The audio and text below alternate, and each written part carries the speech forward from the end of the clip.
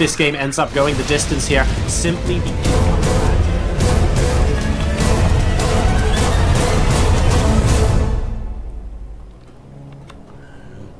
Welcome to game number 4 between these two incredibly talented players spawning in the top left position of Inferno Pools, the lava-ish mushroomy edition of the map.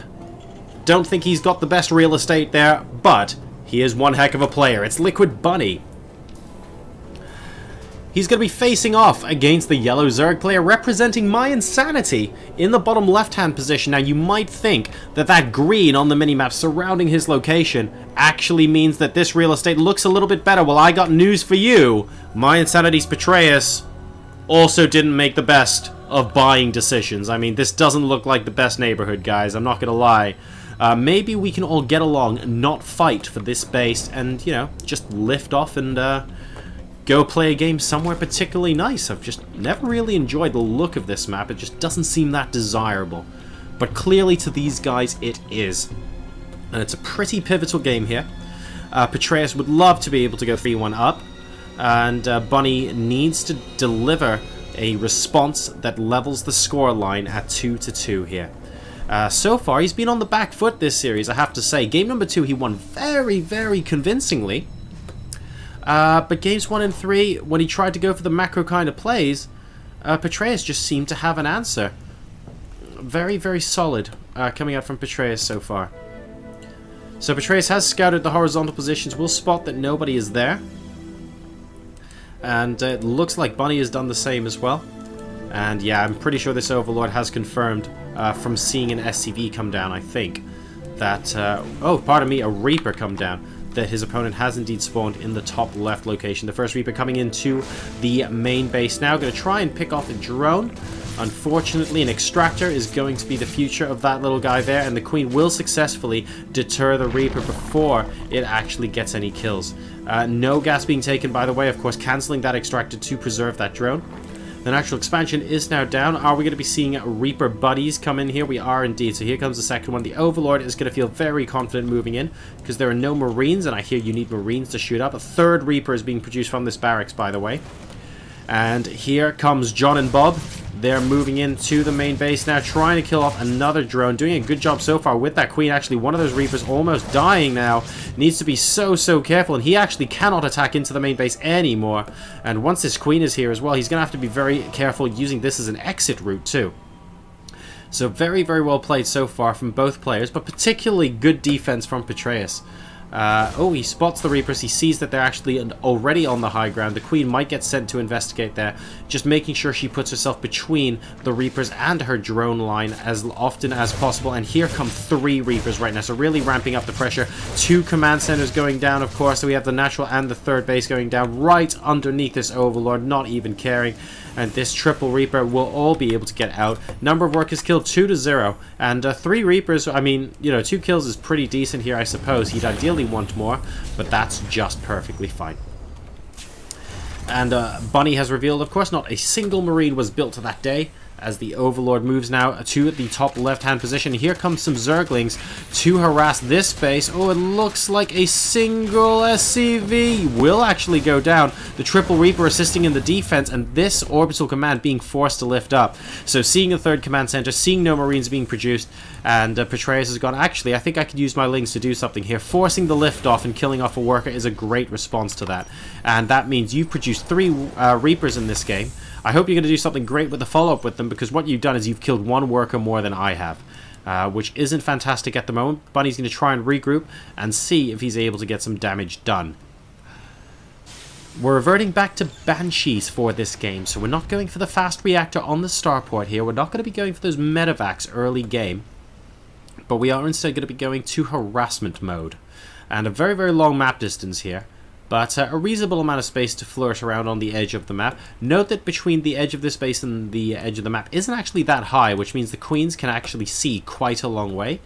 It becomes a little bit less difficult, a little bit more difficult rather, to fly around and stop the Queens from hitting you. And we have a couple of Zerglings moving into the main base and the natural by the looks of things. Oh, and we've got 2 hidden as well. These could become Banelings later on. Yes, they've been spotted. They've been spotted. if they stay very quiet. Oh, they weren't noticed! That could be big later on, guys. They weren't noticed. A couple of Zerglings harassing, and the Hellions managed to kill them. But note, Liquid Bunny never saw these two Zerglings inside the main base. So once the Baneling Nest is complete, guys, keep an eye out for those two guys and what they can do. That could end up being huge in this game later on. Right. We're gathering the forces at the front of the base. There is an Overlord that sees exactly what's going on. That's a lot of Reapers and Hellions moving out into this natural expansion. How many Queens do we have on the field right now? Only the 2, actually. And might want to consider a couple more. These Dragons getting absolutely roasted. This early pressure could even be game-winning if Petraeus isn't careful here. The drones, they're lining up a little bit. They're going to have to move out of the natural. A lot of them getting roasted right now. Where is the defense? 14. Oh my god. Those Baneling hits were excellent. And every single Hellion has now gone down. That's an instant replay kind of moment, because I feel, by the way, oh god, and speaking of I feel, did we just, yes, we did just miss it. A whole bunch of workers go down. 16 workers killed versus 10 right now. And both sides trading massive blows. But right now, the worker count's 44 to 37, actually in favor of Bunny, because there's no third base being attempted to get taken by the Zerg player. Instead, we're going to see a counterattack here, knowing that the army has been traded off. But we're switching into Widow Mines and Marines on the part of Bunny. And unfortunately, great micro actually prevents those Widow Mine shots from going off. And as a result, I think Petraeus is just going to have to move back here. He's at a disadvantage right now, I think. He's down 66 to 70 supply. He's got Baneling speed on the way at least, but he hasn't started a third base. He's got the layer complete. Mutalisks are on the way.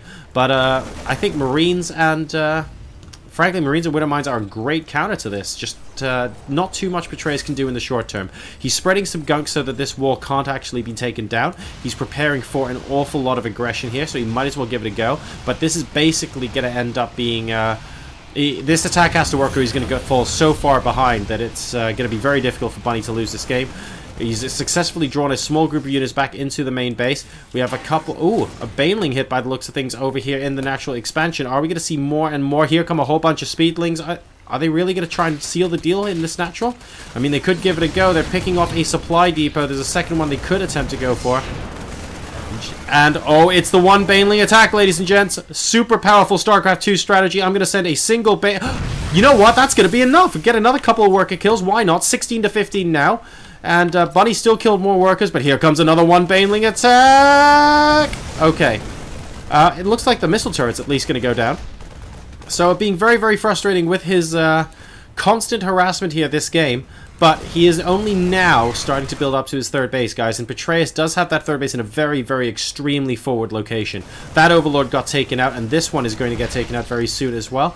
And that's currently supply blocked him. He's got 4 Overlords on the way, so he knows this one's going down. So 73 out of 60, but 4 are about to complete. Gathering his forces out in the middle of the map now, Petraeus has to take hold of the third base and keep it. He is finding himself in a similar position to the last game he lost, where Bunny was just constantly 20 to 30 supply up in the mid-game and streaming the attacks. Now, the difference was, in that particular occasion, Petraeus was able to hold off until he had a 1-base advantage again. But will he be able to do so this time? This is mainly Marines and Widow Mines against mainly Mutalisks. This could end up being really difficult for him to hold, losing a couple of Mutalisks before the fight begins. There goes a Queen as well. This is not an ideal start to an engagement. Stim moves back. Are we going to see Lucky Baneling hits this time around? We're not. GG. That's going to be enough. Liquid Bunny ties up the series at 2-all, and we have a match on our hands in the hot seat best of 9.